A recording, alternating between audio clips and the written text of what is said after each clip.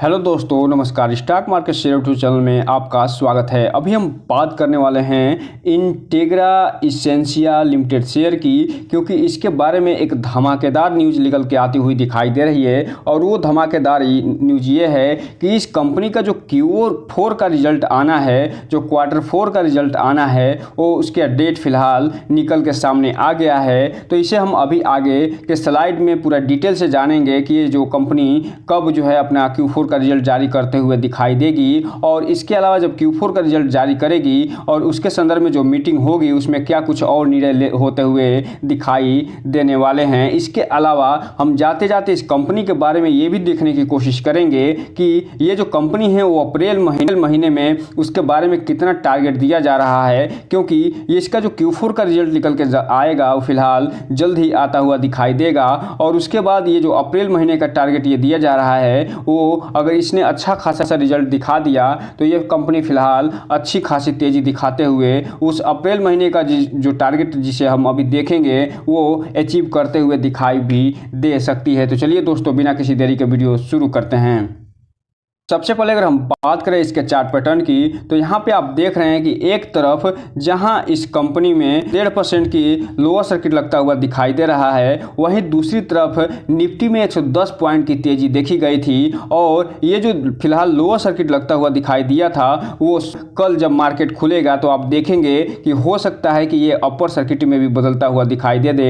वहीं अगर हम बात करें 5 दिन के चार्ट पैटर्न की, तो ये जो कंपनी है लगातार लोअर सर्किट में ही बात करते हुए दिखाई दे रही है। जबकि बात करें 1 महीने के चार्ट पैटर्न की, तो ये जो कंपनी है लगभग 20% का नेगेटिव रिटर्न निकाल के दे चुकी है। जबकि बात करें 6 महीने के चार्ट पैटर्न की, तो 11% का ये कंपनी पॉजिटिव रिटर्न निकाल के दे चुकी है। जबकि बात करें एयरटेल डेट की, तो 12% का नेगेटिव रिटर्न। वहीं अगर हम बात करें 1 साल के चार्ट पैटर्न की, तो 1 साल में इस कंपनी ने लगभग 2.5% का नेगेटिव रिटर्न निकाल के दिया है। और इसके बारे में एक चीज़ और आपको बता दूं कि ये जो कंपनी है अभी हाल ही में 1:1 के रेशियो में बोनस शेयर देते हुए दिखाई दी है। और जैसे ही बोनस शेयर का जो रिकॉर्ड डेट 11 जनवरी रखा गया था, उसके बाद वो रिकॉर्ड डेट भी था, उसके बाद इसमें लगातार गिरावट देखने को मिल रही है। और जो 110% की ये कंपनी तेज़ी दिखाई थी, वो फिलहाल घट के अब 0% की तेज़ी पे आती हुई दिखाई दे रही है और 3.5 रुपये में मिलते हुए देखने को मिल रही है। अब हम अगर बात करें इसमें अनाउंसमेंट या न्यूज़ निकल के जो सामने आई है उसकी, तो यहाँ पे आप देख रहे हैं कि 10/4 यानी 10 अप्रैल को ये न्यूज़ निकल के आती हुई दिखाई दे रही है। और ये जो न्यूज़ है वो इसके Q4 के रिजल्ट्स का जो आना है उसका डेट यहाँ पे अनाउंसमेंट ये करते हुए दिखाई दे रही है। और उससे पहले 9 जो अप्रैल को एक और न्यूज़ निकल के आती हुई दिखाई दे रही है। तो दोस्तों, आप यहाँ पर देख रहे हैं कि ये जो कंपनी है 10 अप्रैल को जो न्यूज़ निकाल के दी है उसमें बता रही है कि एक बोर्ड मीटिंग रखी गई है 16 अप्रैल को। और ये जो बोर्ड मीटिंग रखी गई है, इसी बोर्ड मीटिंग में ये फैसला होगा कि 16 अप्रैल को इसका जो Q4 का फाइनेंशियल रिजल्ट है वो आता हुआ दिखाई दे सकता है। और इसके अलावा जो चेयरमैन जो होंगे उनके द्वारा जो कुछ और आइटम्स के संदर्भ में निर्णय लिया जाएगा उसको भी कंसीडर और अप्रूव किया जा सकता है। इसीलिए आपसे एक चीज़ कहना चाहेंगे कि आप जो 16 अप्रैल का डेट है उसे याद रखिएगा, क्योंकि बोनस शेयर देने के बाद इस कंपनी का ये पहला रिजल्ट होता हुआ दिखाई देने वाला है। और ये अब देखना दिलचस्प रहेगा कि ये जो 16 अप्रैल को ये कंपनी जो रिजल्ट देगी Q4 का, उसके बाद इस कंपनी में क्या अच्छा खासा प्रभाव देखने को मिलेगा या नहीं। लेकिन एक चीज़ आप ज़रूर जानिए कि ये जो कंपनी अगर पॉजिटिव रिजल्ट 16 अप्रैल को निकाल के दे देगी तो हो सकता है ये जो कंपनी फिर से रॉकेट बनते हुए दिखाई दे। अगर बात करें अगले न्यूज़ की, तो ये जो न्यूज़ निकल के आती हुई दिखाई दे रही है 9 अप्रैल को आती हुई दिखाई दे रही है। और ये जो न्यूज़ निकल के आई है वो जो 31 मार्च का जो फाइनेंशियल ईयर बीता है पिछला, उसके बारे में यहाँ पे न्यूज़ निकल के आती हुई दिखाई दे रही है। और इसमें ये जो कंपनी है वो बताने का प्रयास कर रही है कि ये जो फाइनेंशियल ईयर बीता है उसमें जो 1 अप्रैल 2023 से लेकर और 31 मार्च 2024 तक जो टोटल फाइनेंशियल ईयर ये बीता है उसमें कोई भी रिक्वेस्ट रिसीव नहीं हुआ है कि इनको ट्रांसफ़र करना है शेयरों का।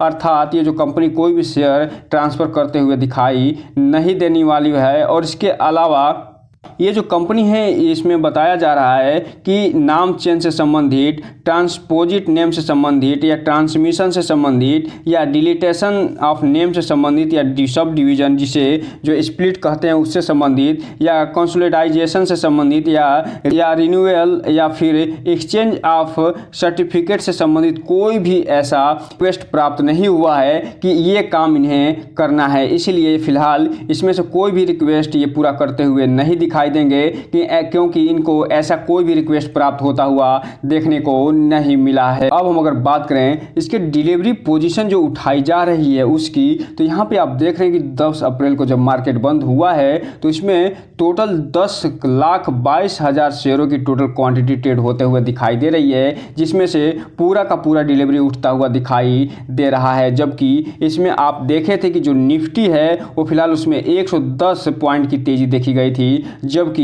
ये जो शेयर है इंटीग्रा एसेंशिया इसमें लगभग 1.5% का लोअर सर्किट लगता हुआ दिखाई दिया था। उसके बावजूद भी इसमें अच्छे खासे वॉल्यूम के साथ ट्रेडिंग हो रही है और अच्छा खासा जो इन्वेस्टर हैं वो डिलीवरी भी उठाते हुए दिखाई दे रहे हैं। अगर बात करें अप्रैल महीने का जो टारगेट दिया जा रहा है वो कितना दिया जा रहा है, तो चूंकि आप जान रहे हैं कि इसके जो 16 अप्रैल है उस दिन इसका Q4 का रिजल्ट आता हुआ दिखाई दे रहा है, तो इसलिए जब Q4 का रिजल्ट अगर बढ़िया आ गया तो ये जो भी टारगेट यहाँ पे दिए जा रहे हैं ये इसे पूरा करते हुए दिखाई दे सकती है अप वाले टारगेट। लेकिन अगर इसका जो Q4 का रिजल्ट अगर घटिया निकल के सामने आया तो ये जो फर्स्ट जो डाउन टारगेट दिए जा रहे हैं इसके तरफ बढ़ते हुए ये कंपनी देखने को मिल सकती है। इसलिए जो 16 अप्रैल का जो डेट है इसके Q4 के रिजल्ट का वो बहुत ही महत्वपूर्ण डेट है, इसे याद जरूर रखिएगा और इसे अपने वॉच लिस्ट में शामिल जरूर करिएगा, क्योंकि जब इसके संदर्भ में रिजल्ट निकल के सामने आएगा तो आपको इसके संदर्भ में जानकारी मिलते हुए अवश्य दिखाई देगी। अब हम अगर बात करें इसका जो फर्स्ट अप टारगेट दिया जा रहा है अप्रैल महीने का वो फिलहाल ₹5.46 है और वर्तमान में ये जो कंपनी ₹3.5 के आसपास ट्रेड करते हुए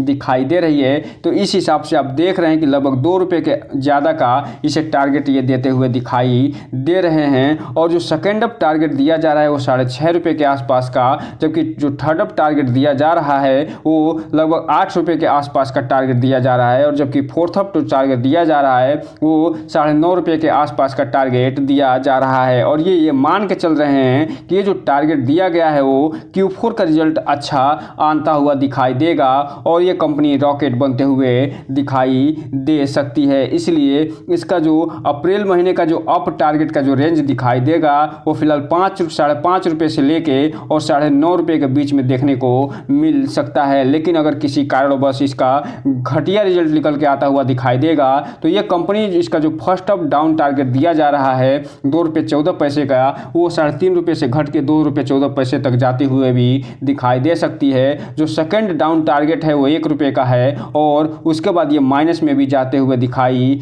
दे सकती है। तो इस हिसाब से ये जो कंपनी है वो उसमें अच्छा खासा फ्लक्चुएशन देखने को मिल सकता है अप्रैल महीने का में। इसलिए इस कंपनी पे थोड़ा सा ध्यान बना के जरूर रखिएगा, क्योंकि ये जो कंपनी है एक पेनी शेयर है और इसमें ऑपरेटर की भूमिका भी अच्छी खासी देखने को मिलेगी और 16 अप्रैल से पहले हो सकता है कोई ना कोई बड़ा ऑपरेटर सक्रिय होता हुआ भी दिखाई दे। तो दोस्तों ये रहा आज का वीडियो। इस चैनल को लाइक करें, सब्सक्राइब करें और बेल आइकन हिट करना तो बिल्कुल ना भूलें, ताकि नए वीडियो की जो अपडेट्स है आपको ऐसे ही समय पे मिलता रहे। जय हिंद दोस्तों।